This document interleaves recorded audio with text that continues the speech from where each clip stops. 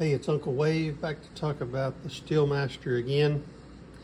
And this time we're going to speak about adding 2 additional bender levers to the SteelMaster. When you get it, it'll ship with one. It'll look like that.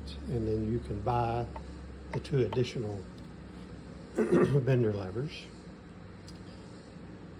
When you start to mount the other 2, there's something that I would recommend you do, a few things that I would recommend that you do. One of those is to get rid of these little protectors on the thumb screw, these little rubber protectors on those thumb screws, because when you put 3 on there, you're going to be pressing them down with your palm with an increased force, different than pressing 1. And when you're doing that, you might hear some inconsistency in tuning, so you want to be as accurate as you can. If you're still concerned about scratching your vibrato plate with that thumb screw, then we're going to be selling this protective shim that mounts under the frame of the steel bender. This one is made out of Lexan. I hope you can see it. I think the production shim will be made out of aluminum, but I made these out of Lexan. And that will protect the plate from the thumb screw. When you start to put this together, also, you're going to have to remove this snap ring. When you go to remove this snap ring, you're going to put a small screwdriver in there and just pry that up, and it's going to pop loose. And I would recommend that you put the whole frame into a Ziploc bag and then stick the screwdriver in there to do that, because these are really small, and I've already lost a few of them in my shop. Of course, I have hundreds of them here to build these units, but that'll save you some aggravation. If you were to lose one, you can get extras from Shelby or from me. Just reach out to us and we'll send you extras. The other thing that I think that you're going to want to do is to get rid of this rubber washer here that is under this paddle, between the paddle and the bender lever itself. The reason I'm saying that is because I put that rubber washer on there so that you could move the bender paddle around to whatever position you want to be in. It's locked into place. That screw is locked into place with this set screw right here. So you're going to want to loosen that set screw and then loosen that screw, otherwise you're going to strip your threads excuse me, on that screw right there. Take that out. I went to the hardware store and I bought some star washers, and I replaced that rubber washer with a star washer so that that paddle is locked into place. You can see here when I put my finger there, it's very well locked into place. You can buy those at True Value or Ace Hardware, star washers for a 632 screw.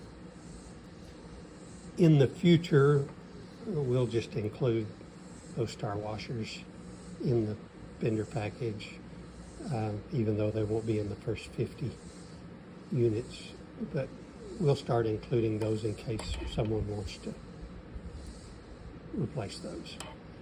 Do not throw those away, because I'm going to recommend that you use that rubber washer later. So when you start to set this up, I hope you can see the angle at which the bender levers are set. This one has the paddle at the lowest, this one is a little higher, and this one is the highest of them all.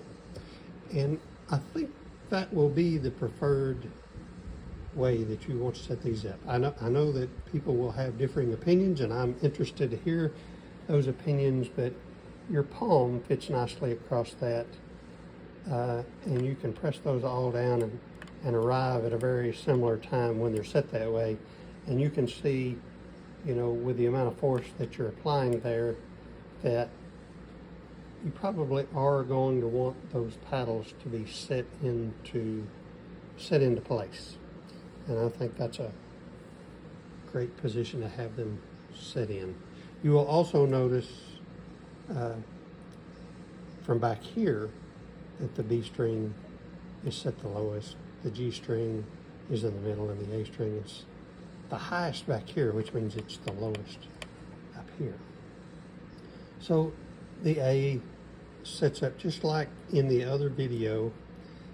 If you haven't watched the other video where I do the setup of a single B lever, go ahead and watch that.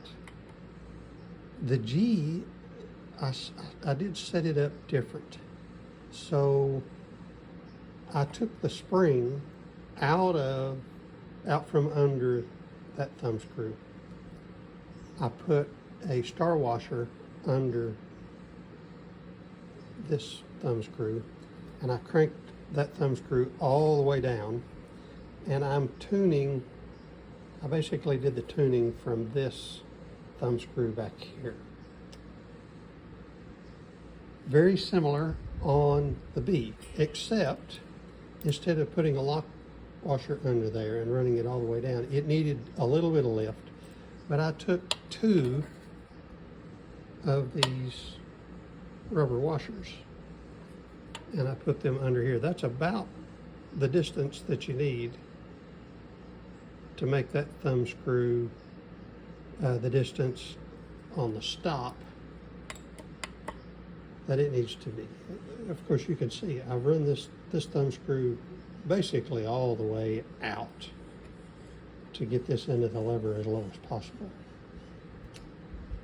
So you're going to stack, again, you're going to stack 2 of these rubber washers underneath that thumb screw, and then you'll see that that thumb screw is really, really tight there also.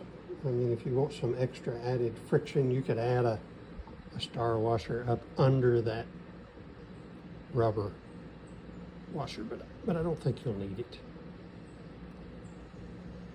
Those are the main things that I would suggest. I'm very interested to see how those of you who buy these benders set them up and how you think they should be set up to have the most comfortable playing position. I'm not saying that this is right for everybody, but based on playing this here for a few days, a few weeks, I think that's a good suggested setup.